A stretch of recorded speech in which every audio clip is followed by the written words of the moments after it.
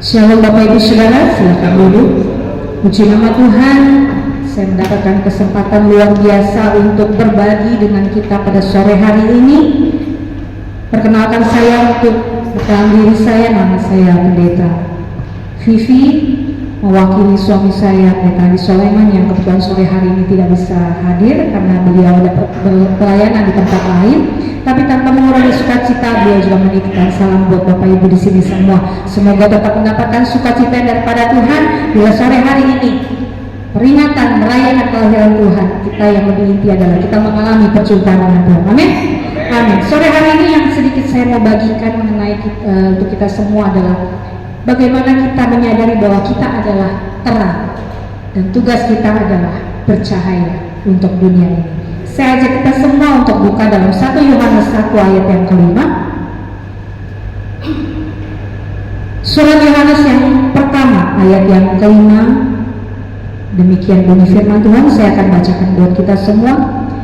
Perikatnya adalah Allah adalah terang, dan inilah berita yang telah kami dengar dari Dia dan yang kami sampaikan kepada kamu. Allah adalah terang, dan di dalam Dia sama sekali tidak ada kegelapan. Bapak Ibu Saudara, kalau kita berpikir dan kita merenungkan sejenak mengenai yang namanya terang, seringkali pemikiran kita terbatas. Terang itu hanya sebatas cahaya, sinar, yang fungsinya itu dirasakan pada saat kita mengalami yang namanya kegelapan. Tapi sesungguhnya Bapak Ibu, seluruh daripada Injil firman Tuhan ini bicara tentang yang namanya terang. Dari awal firman Tuhan, kalau Bapak Ibu perhatikan dalam Alkitab yang Bapak Ibu dan saya miliki, dari awal itu sudah ada cerita mengenai yang namanya terang. Dan terang itu bagaimanapun kita tarik kembali ceritanya, itu akan kembali pada oknum atau pribadi Allah sendiri, yang dimana Dia sendiri adalah terang. Ya, kalau Bapak Ibu boleh buka dalam kitab Kejadian pasal yang pertama. Kejadian pasal pertama ayat yang pertama, di situ dikatakan pada mulanya Allah menciptakan langit dan bumi.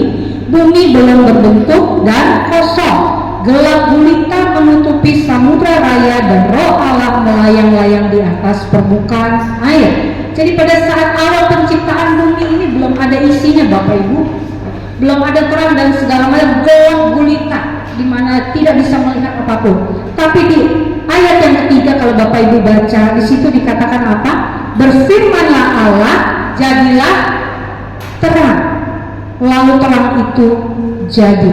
Jadi pada dasarnya Allah kita itu, nature-nya Allah kita itu adalah terang. Dia adalah terang itu sendiri. Ya. Jadi Bapak Ibu pernah nggak perhatikan kalau kita menyalakan lilin, ya, kalau rumahnya mati lampu kita nyalakan lilin. Apabila kalau kita perhatikan lilin itu membelakangi tembok, seringkali kita melihat adanya bayangan, benar Bapak Ibu?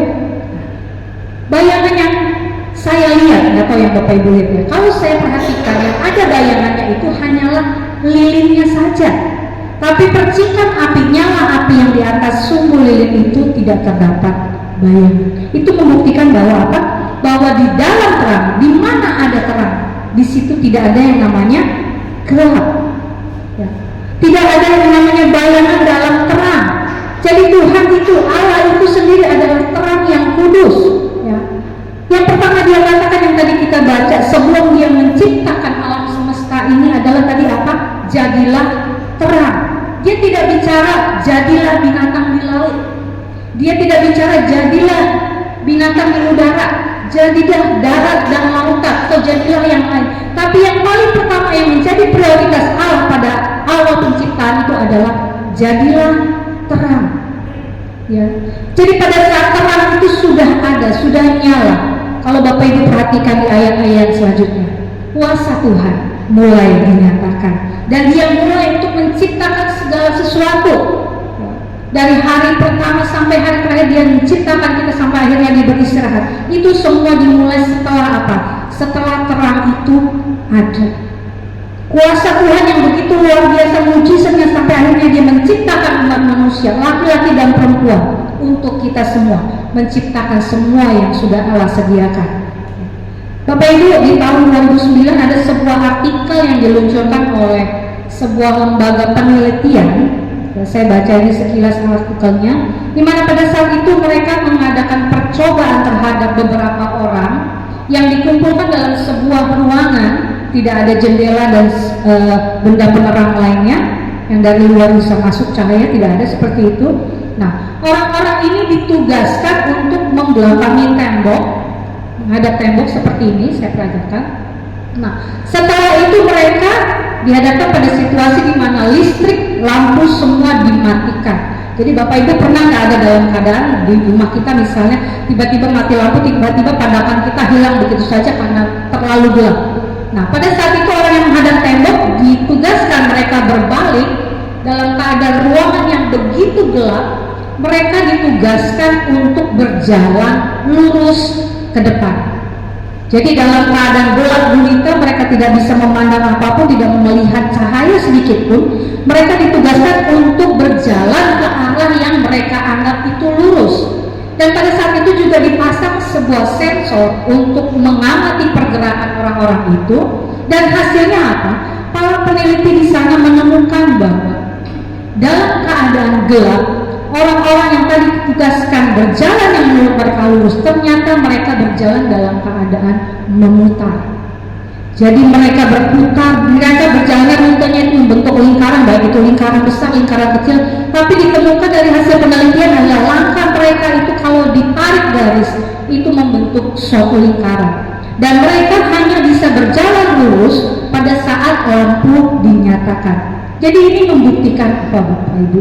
Bahwa ada satu error dalam sensor manusia, di mana sensor itu bertugas untuk memberitahukan kepada manusia itu di mana jalan lurus sebenarnya, tapi karena dalam situasi gelap sensor itu malfunction, artinya tidak berfungsi sebagaimana mestinya.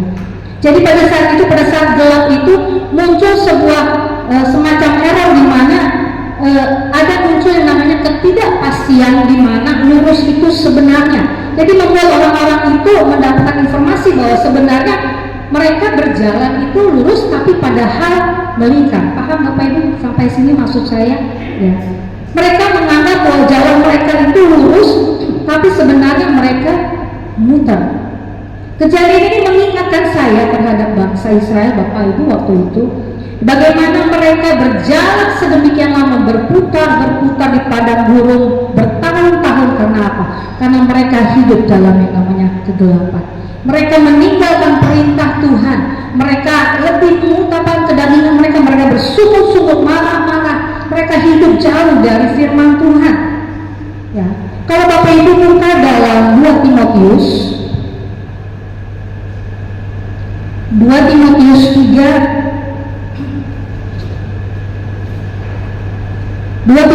3 ayat yang kedua sampai yang ketujuh, ya sedikit sekilas akan saya bacakan.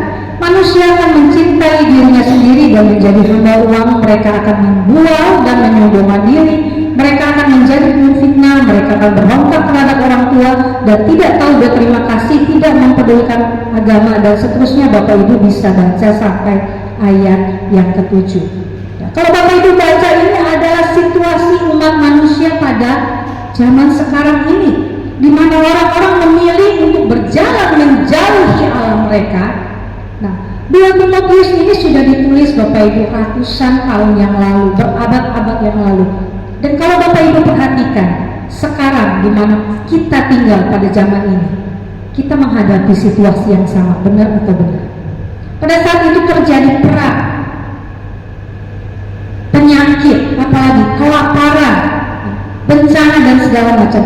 Dan secara tidak sengaja kita juga mengalaminya pada saat sekarang ini. Itu artinya apa Bapak Ibu? Situasi ini membuktikan kita sedang ada dalam keadaan berputar. Kita menjalani dunia ini sedang berputar. Karena apa? Karena kita hidup di dunia yang jauh daripada Tuhan.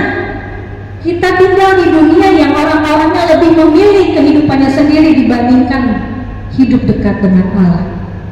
Tapi Bapak Ibu, Tuhan kita luar biasa, amin. Apapun kondisinya dunia ini, sebagaimanapun hancurnya dunia ini, Allah tetap pengambil keputusan yang utama. Itulah kenapa Allah mengatakan bahwa aku akan membawa kembali terang itu ke dalam dunia. Dalam perjanjian lama berbagai nabi sudah menubuatkan kejadian pada hari ini di mana terang itu akan datang dan dinyalakan kembali. Setelah 400 tahun dalam masa kegelapan, kalau Bapak Ibu pelajari antara perjanjian lama dan perjanjian baru, di mana pada saat itu tidak ada nubuatan sama sekali, tidak ada relasi antara Tuhan dengan manusia sama sekali. Allah menjauh dan gelap semuanya. Ya. Tapi 2023 yang lalu, terang itu datang kembali melalui yang namanya siapa Bapak Ibu? Yesus. Putra Allah datang ke dalam dunia ini, menyatakan diri dalam Yohanes 8 ayat 12. Aku adalah terang dunia. Jadi pada saat Yesus datang sebagai terang, setelah terang itu ada dalam dunia, Allah memulai pekerjaannya. Dia mulai pekerjaannya untuk apa? Untuk menyelamatkan umat manusia, Bapak Ibu dan saya. Dimana pada saat itu orang-orang yang berdosa mereka diampuni, yang sakit disembuhkan, bahkan yang sudah mati Tuhan bangkitkan kembali. Yesus datang ke dunia dan mengaku dirinya adalah terang dunia. Tapi pada waktu itu ada sedikit masalah Bapak Ibu. Ya, masalah kecil. Pada saat Allah datang melalui Yesus sebagai terang, dia terbatas. Pada saat itu dia terbatas, dia tidak bisa melakukan pekerjaannya di dua tempat yang berbeda. Kalau dia melakukan pekerjaannya di Nazaret, dia tidak bisa melakukannya di tempat yang lain. Ya. Tapi yang namanya Allah kita tetap luar biasa. Dia punya solusi. Dalam Matius 5 ayat 14 itu kalau Bapak Ibu baca, dia melihat ke mata murid-muridnya dan dia berkata, engkau adalah terang dunia. Yuk kita baca dalam Matius 5 ayat 14.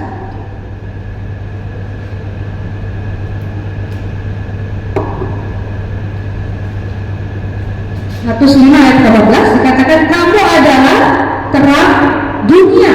Itu tidak hanya berlaku untuk murid-murid Yesus pada saat itu Bapak Ibu, tapi pada sore hari Tuhan Yesus juga mengatakan kepada kita semua yang ada dalam dunia, kamu adalah terang dunia. Itu artinya apa? Artinya kita Bapak Ibu, kita tidak hanya mendapatkan kesempatan untuk menikmati pada saat terang itu kita terima dalam kehidupan kita, di mana dosa kita diampuni, sakit penyakit kita disembuhkan, hidup kita dipulihkan. Tapi yang menjadi poin dan esensi dari terang ini, Yesus hadir dalam hidup kita sebagai terang adalah apa? Kita juga menjadi duta besar untuk membawa terang itu dimanapun kita berada. Bapak Ibu Saudara yang bekerja, engkau bertugas dan engkau menjadi duta besar membawa terang itu ke tempat engkau bekerja. Yang sekolah, engkau memiliki tanggung jawab sebagai terang di tempat sekolahmu.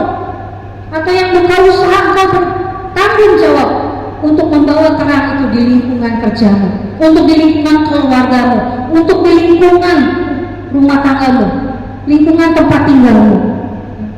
Pada saat kita mengambil inisiatif, kita mengambil keputusan untuk membawa terang itu, saya yakin dan percaya terang itu akan datang melalui kita dan Tuhan mulai bekerja melalui hidup kita. Amin Bapak Ibu. Kita adalah pembawa terang dalam dunia ini. Salah satu perkara kecil seseorang yang mengambil keputusan untuk membawa terang adalah seorang bocah dengan membawa 5 roti dan 2 ikan. Halnya sepele, hanya 5 roti dan 2 ikan. Tapi akibatnya apa? Berapa orang diberkati Bapak Ibu?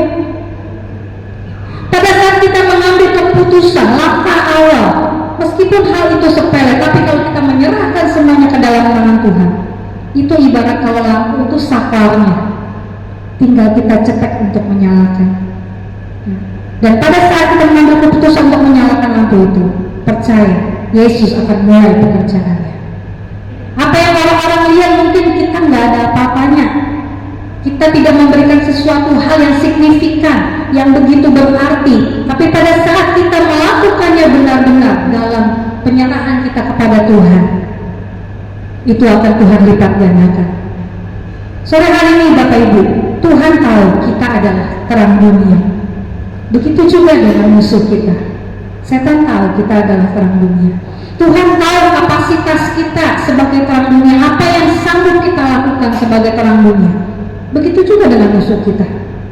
Dan pada saat ini kalau Bapak Ibu mau tahu, musuh kita setan itu begitu takutnya luar biasa. Karena apa? Karena setelah ibadah ini selesai, begitu Bapak Ibu mengambil keputusan bahwa saya mau menjadi terang, saya mau bawa terang itu kemanapun saya melangkah, itu akan menjadi sebuah ancaman terbesar untuk kerajaan musuh kita, ya. Karena keputusan kita untuk menjadi terang itu benar-benar mengancam kerajaannya. Dia takut kalau kita memang mengambil keputusan untuk menjadi terang, itu artinya apa? Akan banyak jiwa-jiwa yang datang kepada Tuhan, dan artinya kerajaan musuh kita itu akan kosong. Jadi pada sore hari saya ingin percaya bahwa musuh kita iblis itu akan berbisik di telinga kita. Berbisik di telinga kita dan mengatakan, kamu nggak punya karunia, kamu nggak bakalan mampu deh bawa jiwa-jiwa, secara ngomong aja nggak bisa, melayani aja nggak bisa, kamu kan anak tertolak di rumah, kamu kan orang gagal, bagaimana mungkin kamu bisa menjadi terang? Jadi iblis dengan berusaha dengan berbagai cara pada saat ini Bapak Ibu, untuk membuat pikiran kita kacau, untuk membuat hati kita menjadi bimbang, dimana sebelumnya kita sudah yakin bahwa kita adalah terang dunia. Bapak Ibu, Tuhan sudah memberikan kita kepribadian yang berbeda satu dengan yang lainnya. Ya, kita sudah diperlengkapi masing-masing berbeda apa yang kita butuhkan, apa yang kita perlukan untuk membawa terang itu ke dalam dunia. Jadi pada saat ini, sore hari ini, tugas kita hanya apa? Bersinarlah sesuai dengan cahaya yang kita miliki. Bersinarlah dengan apa yang Tuhan sudah berikan kepada kita semua. Meskipun itu kecil, bahkan kita sendiri menganggap bahwa itu tidak ada apa-apanya. Tapi kalau kita serahkan semua itu ke dalam tangan Tuhan, jangan khawatir. Tuhan dengan segala cara yang Dia punya, Dia akan memulai pekerjaannya melalui hidup kita. Saya ambil sedikit ilustrasi Bapak Ibu. Di sini di pohon ini ada bawang yang kecil-kecil ya. Ya, kita umpamakan pribadi kita seperti bawang ini, kecil. Dia kalau cuma sendiri ini gak ada maknanya Bapak Ibu. Tapi kalau Bapak Ibu lihat, dia di sini menjadi terang karena apa? Dia berangkai. Dia dirangkai dalam sebuah melalui satu kabel bersama-sama dengan bolam yang lain. Ya. Mungkin Bapak Ibu atau saudara di sini semua melihat bahwa dirimu gak ada apa-apanya, gak punya kapasitas sama sekali. Bicara pun kata-katanya terbatas. Engkau melihat begitu banyak sisi negatif dalam dirimu. Tapi kau juga melihat bahwa dirimu ini merupakan orang yang bisa bekerja sama. Bisa bekerja sama dalam satu tim, bisa dipimpin dan memimpin. Itu adalah merupakan satu karunia bagi dirimu Bapak Ibu. Engkau bisa menjaring orang-orang, merangkul orang-orang yang bisa engkau ajak untuk bekerja sama untuk melayani pekerjaan Tuhan. Atau mungkin kalau Bapak Ibu pernah lihat lampu, kalau ada chandelier, lampu gantung itu yang besar, yang lampunya berkilauan. Tujuannya apa lampu itu berkilau? Supaya apa? Supaya yang datang tamu-tamu itu memperhatikan, untuk mendapatkan atensi. Mungkin Bapak Ibu di sini punya pribadi yang ingin suka diperhatikan. Nah, suka diperhatikan biasanya kalau sekarang tuh lewat apa? Bikin konten di Instagram, nge-post berita atau segala apapun, memberikan informasi-informasi. Itu bukan sesuatu yang negatif kalau memang kita mengerjakannya untuk Tuhan. Bapak Ibu bisa melalui konten yang Bapak Ibu bikin, bagikan firman Tuhan, bagikan ayat yang menguatkan. Itu perkara simpel Bapak Ibu. Tapi Bapak Ibu nggak tahu di luar sana pasti akan banyak yang diberkati. Atau mungkin lampu, apalagi Bapak Ibu, mungkin di kamar tidur kita sih. Ya. Kalau di kamar tidur kita biasa ada lampu tidur Bapak Ibu. Yang tidak terbiasa tidur dalam gelap biasanya suka ada lampu tidur. Saya yakin lampu tidur itu kita buat senyaman mungkin, benar Bapak Ibu? Seredup mungkin. Bapak Ibu bisa tidur dengan lampu seterang ini? Enggak. Diusahakan seredup mungkin. Apa? Supaya apa? Supaya kita mendapatkan kenyamanan. Kita nyalakan musik, lagu rohani, instrumental, supaya kita benar-benar membuat suasana itu feels like home. Mungkin kepribadianmu seperti itu Bapak Ibu. Mungkin tenang, kalem, ya. Tapi Bapak Ibu bisa menciptakan keadaan di mana setiap orang yang dekat dengan kita, dia mengalami yang namanya ketenangan.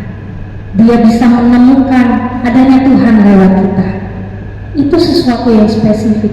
Orang luar mungkin tidak melihat itu sesuatu yang berharga, tapi Bapak Ibu, apapun model bohongmu pada sore hari ini, tapi kalau engkau menyerahkannya ke dalam tangan Tuhan, yakin dan percaya, Tuhan akan berperkara lewat hal-hal yang sepele yang manusia tidak pernah andalkan.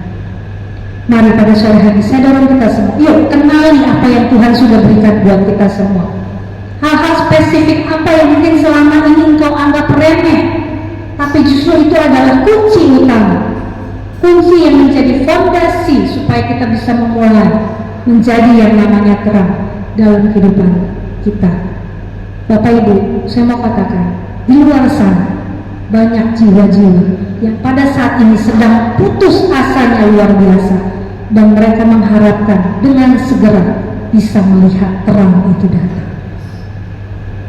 Tadi 2 Timotius 3 ayat 2 sampai 7 itu adalah situasi kita pada akhir zaman ini, ya, di mana manusia lebih mementingkan dirinya sendiri, mementingkan kepentingannya sendiri, memuaskan hawa nafsunya sendiri.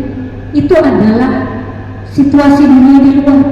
Kita sebagai anak-anak Tuhan jangan sampai situasi ini melanda kehidupan kita. Amin Bapak Ibu, ya. Kita mendapatkan keistimewaan Bapak Ibu, lahir di zaman seperti sekarang ini, di mana segala hal, segala masalah itu muncul, satu belum selesai muncul satu lagi, satu belum selesai muncul satu lagi, sudah jatuh ketimpa tangga, kepleset lagi, ya.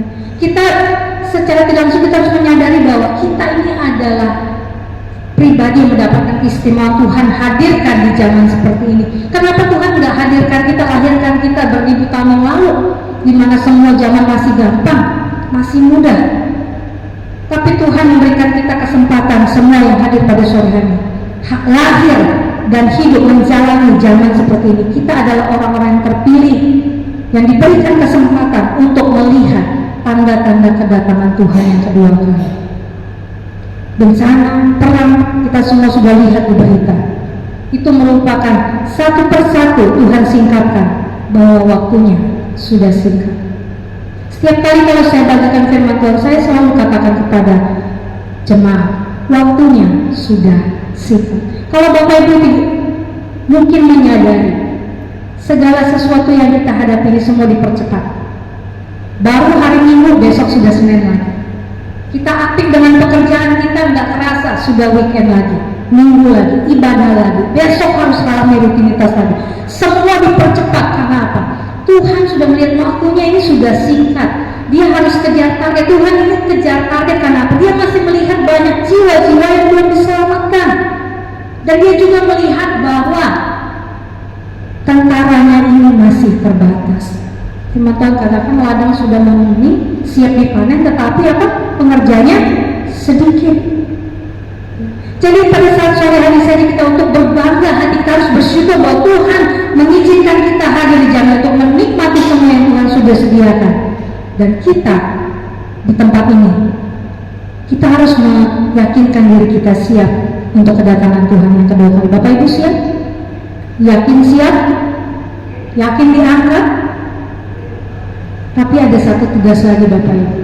Tidak hanya kita memastikan diri kita siap untuk bertemu dengan Tuhan, kita diberikan tanggung jawab untuk memastikan orang-orang di luar sana, mereka yang belum kenal Tuhan, mereka juga siap untuk kedatangan Tuhan yang kedua kali. Lalu caranya bagaimana? Dikatakan dalam Matius 5 ayat 14 tadi, kita adalah terang. Jadi bagaimana supaya kita bisa memastikan orang di luar sana juga siap untuk menyambut kedatangan Tuhan? So, kita adalah terang dunia. Tugas kita apa? Yang sudah bersinar. Lampu itu ada supaya dia bersinar untuk menerangi. Begitu juga dengan kita. Tugas kita sebagai terang itu hanyalah bersinar. Dan bagaimana kita mampu untuk bersinar adalah kita harus menyalakan lampunya. Bapak Ibu beli lampu, sebagaimanapun bagusnya lampu itu mahalnya, tapi kalau lampu itu nggak dinyalakan, kira-kira kita bisa nikmati nggak terangnya? Nggak bisa. Kita harus menyalakan lampu itu dengan apa? Mulai satu hal sepele, mulailah menunjukkan kebaikan kepada orang-orang. Kebaikan kalau Bapak Ibu baca di Galatia itu adalah bagian dari buah roh.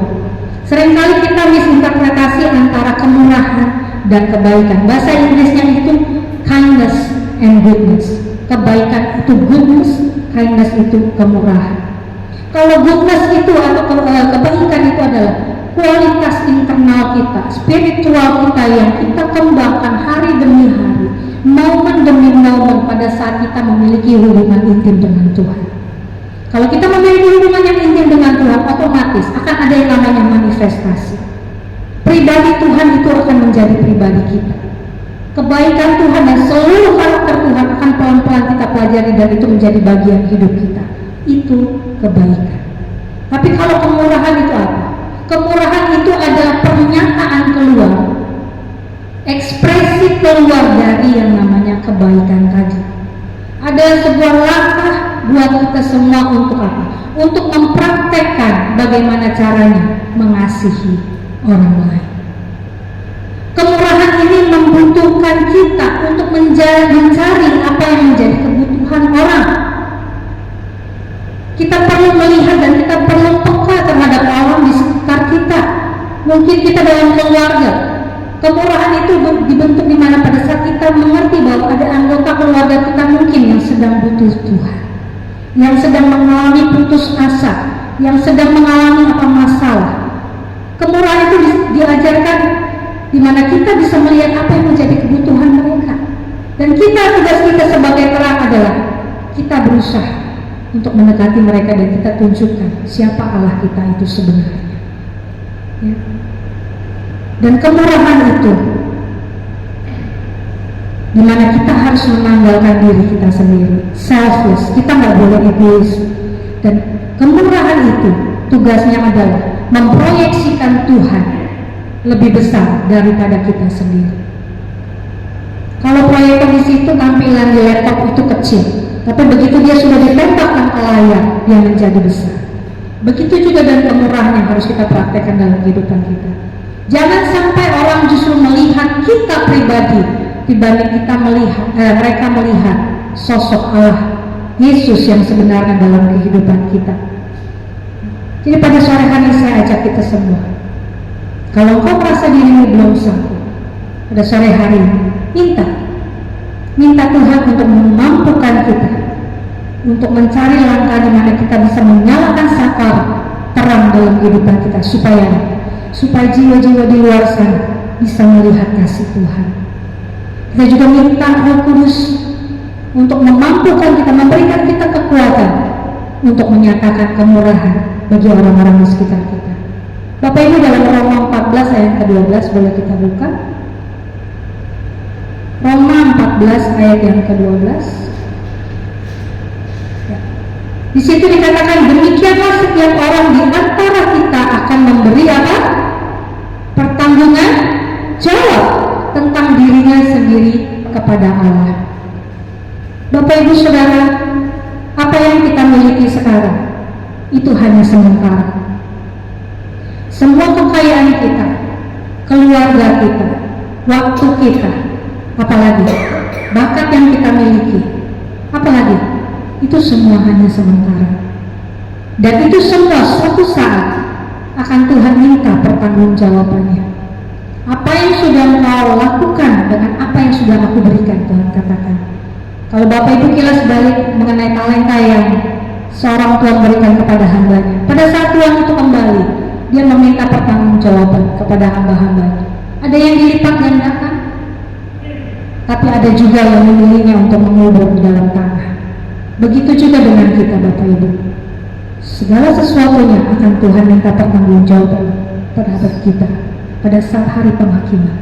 Dia tidak bertanya kalau engkau punya akun Instagram, dia tidak bertanya berapa banyak followermu, dia tidak tanya berapa yang nge-like storymu, dia juga tidak tanya berapa konten yang sudah kamu bikinkan. Tapi Tuhan akan meminta pertanggungjawaban kita akan berapa banyak jiwa yang sudah hilang karena kita tidak memilih untuk menjadi terang. Tuhan akan meminta pertanggungjawab kita atas jiwa-jiwa yang berputus asa yang akhirnya mereka memutuskan untuk mengakhiri hidupnya dengan kesia-siaan karena kita terlambat menyatakan Tuhan dalam kehidupan mereka. kita semua akan diminta pertanggungjawaban. Bapak Ibu di sini ada yang punya iPhone? Ada yang pakai iPhone? Gak ada ya. Sedikit saya kasih gambaran Bapak Ibu. Kalau Bapak Ibu suatu saat nanti dikasih kesempatan Tuhan untuk beli iPhone, tolong praktekkan ini. Pada saat iPhone ini dinyalakan flashlightnya, senternya. Setelah flashlightnya ini nyala, apabila kita mengalihkannya ke mode selfie, kalau Bapak Ibu yang suka foto selfie gitu kan ya, iPhone secara khusus merancang pada saat mode kamera itu dalam posisi selfie, flashlight yang tadi dinyalakan itu akan mati. Nah, Bapak Ibu nanti turunkan banyak toko handphone tuh di bawah, coba cari, boleh nggak pinjam iPhone-nya belakang aja, mau beli, praktekkan iPhone. Di situ Apple secara tidak langsung merancang pada saat kamera diadakan dalam fungsi selfie mode, flashlight-nya itu mati. Itu memberikan satu arti bahwa kalau kebaikan itu hanya menyorotkan diri kita sendiri, itu tidak akan menyatakan kemuliaan Tuhan. Flashlight-nya Tuhan akan mati apabila setiap langkah yang kau jalan itu hanya memusatkan dirimu sendiri, bukan Tuhan. Tapi kalau kau balikkan ke dalam mode regular, flashlight itu akan nyala lagi. Tapi kalau kita sore hari ini kita menjalankan semuanya dengan kebenaran yang Tuhan kasih dalam firman-Nya, Tuhan akan bekerja kenapa? Karena terang itu sudah nyala. Bapak Ibu, sore hari ini saya mengajak kita semuanya, kita mau ingatkan kembali. Berapa banyak yang sudah kita buang waktu kita hanya untuk menyenangkan diri kita sendiri, hanya untuk membuat nyaman diri kita sendiri. Tapi kita melewatkan bahwa banyak jiwa-jiwa di luar sana yang sedang putus asa menantikan jawaban dari Tuhan.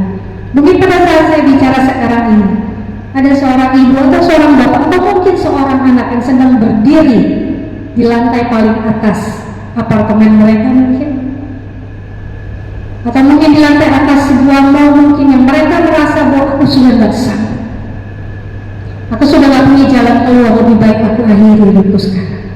Itu karena apa? Karena banyak anak Tuhan memilih untuk lalai menyadari dirinya adalah terang dunia. Bapak Ibu, saya baca visi di sini adalah menyiapkan umat yang layak bagi Tuhan untuk tercatat di surga.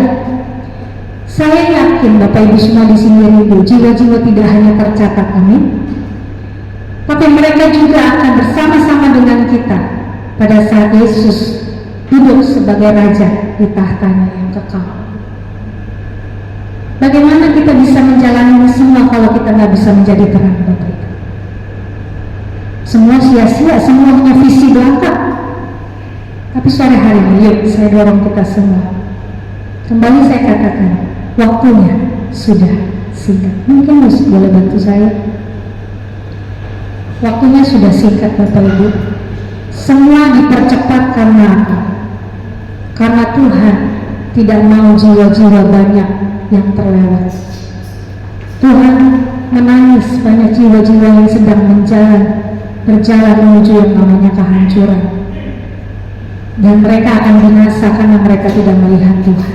Sore hari ini saya ajak kita semua, mari kita merenungkan dan kita mengingat kembali siapa kita sebenarnya. Bapak Ibu bukan jemaat biasa, bukan hanya orang biasa yang datang duduk hanya mendengarkan firman. Bapak Ibu memiliki tanggung jawab membawa terang itu kemanapun kita berada. Bapak Ibu siap untuk ini semua? Amin. Saya jemput kita untuk berdiri. Kita merenungkan firman Tuhan. Bapak Ibu, 2023 sebentar lagi akan berakhir. Firman Tuhan tadi mengingatkan kita menjadi terang dengan dimulai dengan menunjukkan sedikit kemurahan kepada jiwa-jiwa. Mari 2024, saya ajak kita semua di sini. Coba pilih satu tindakan konkret apa yang Bapak Ibu Saudara mau lakukan di 2024 untuk mempraktekkan bahwa kita ini adalah terang. Mulai dengan hal sepele, dengan kebaikan. Doakan keluarga, doakan suamimu mungkin yang belum percaya, doakan saudaramu,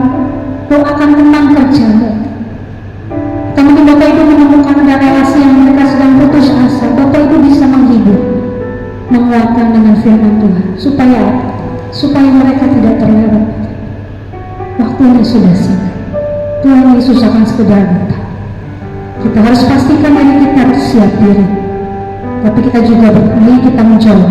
Banyak jiwa di luar sana yang sedang menantikan kita sebagai Tuhan. Saya ajak kita menggunakan satu pujian, tanda-tanda telah nyata.